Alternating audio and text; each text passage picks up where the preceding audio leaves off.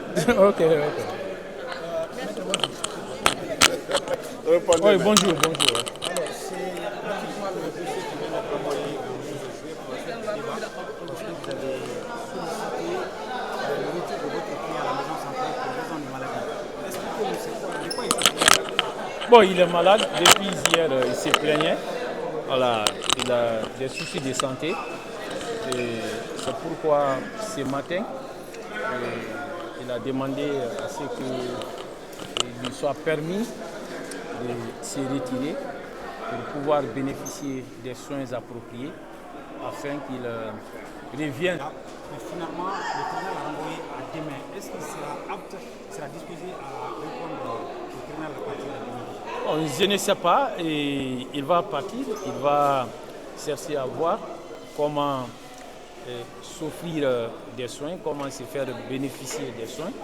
Et si sa santé lui permet de reprendre demain, il sera là. Dans le cas contraire, nous serons là aussi pour demander un nouveau renvoi.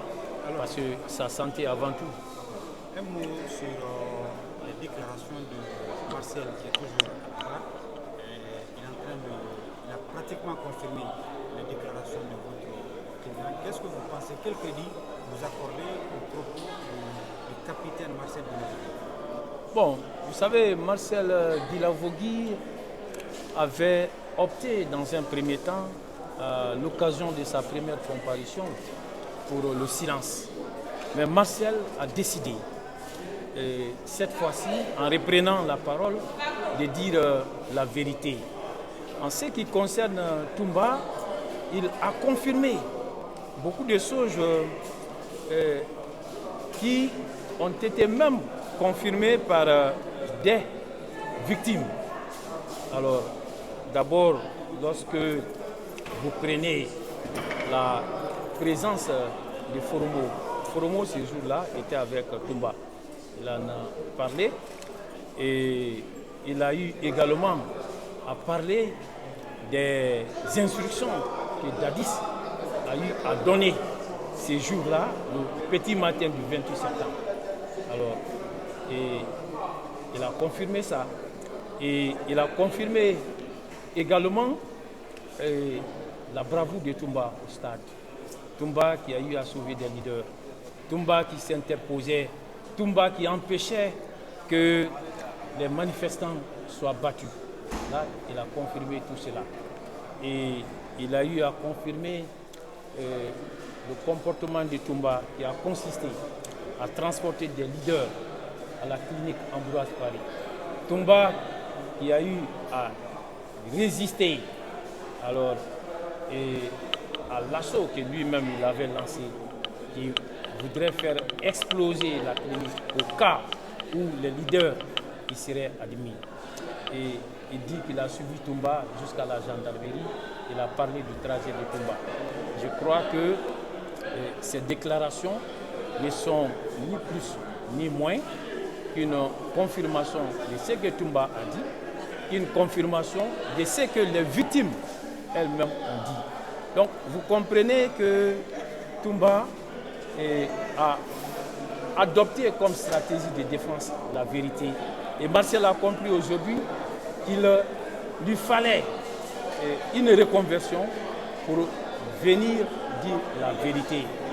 Et il est en train de donner sa part de vérité et il a adopté une nouvelle stratégie de défense. Il est en train de la développer. Nous allons tous l'observer et nous verrons dans quel sens il va aller jusqu'au bout.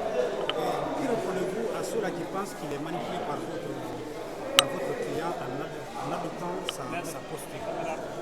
Bon, et vous comprendrez que les déclarations de Marcel qui viennent confirmer celles de Toumba et celles de la plupart des victimes, ces déclarations-là mettent en péril la stratégie qui était jusque-là développée par M. Dadis, parce que cette stratégie était fondée sur le silence de Marcel. Mais dès lors que Marcel a rompu avec ce silence, il est en train de dire ce qu'il a vécu, il est en train de dire ce qu'il a vu ces jours-là. Vous savez que Ça fait prendre un coup à ces stratégies de défense qui s'écroulent. Donc il est tout à fait normal que Dadis et ses avocats, étant désormais en difficulté, alors cherchent à jeter du discrédit sur ce que l'autre est en train de dire. Donc ils ne peuvent pas rapporter la preuve de leur prétendu deal qui aura été passé entre M. Toumba et Marcel. Ils ne peuvent pas rapporter la preuve de toutes les déclarations à l'emporte-pièce qu'ils sont en train de faire. Or, il ne suffit pas de faire des affirmations, mais il faut être à même d'en administrer la preuve. Ils ne peuvent pas le faire.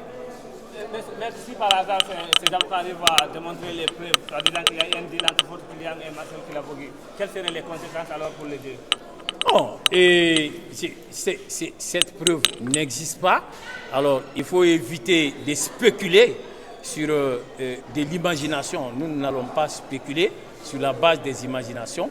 Il n'y a aucune preuve qu'il y a eu un deal entre notre client et Marcel, et ce n'est pas possible qu'on soit à même d'en administrer la preuve.